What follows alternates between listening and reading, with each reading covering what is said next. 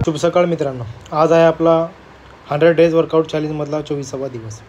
सकाळी मी उठून गरम पाणी केलं, नंतर घेतले मी 1 बॉईल करून आणि बनवायला घेतले ओट्स। तर आज होता आपला शोल्डर वर्कआउट। मित्रांनो, मी तुम्हाला शोल्डरवरती थोडीशी इन्फॉर्मेशन देणार आहे, जसं की तुमचं लेवल बिगिनर असेल तर रेपिटेशन किती मारले पाहिजे, वेट किती घेतलं पाहिजे आणि मसल कुठला ट्रेन होतो। इन्फॉर्मेशनसाठी व्हिडिओ लास्टपर्यंत बघत राहा।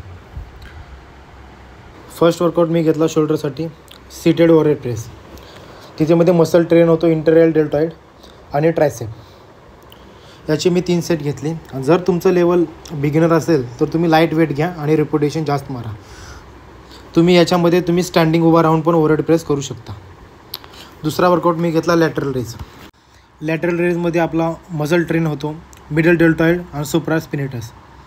याचे पण तुम्ही 3 सेट करा आणि वेट लाईट ठेवा आणि रेपिटेशन जास्त मारा।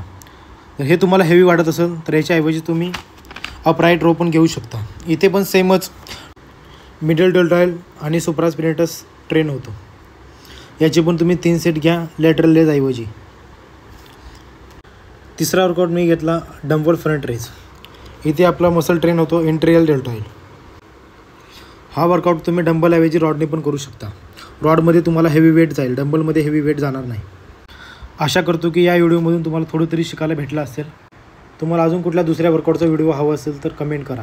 भेटूया आपल्या नवीन नेक्स्ट व्हिडिओमध्ये।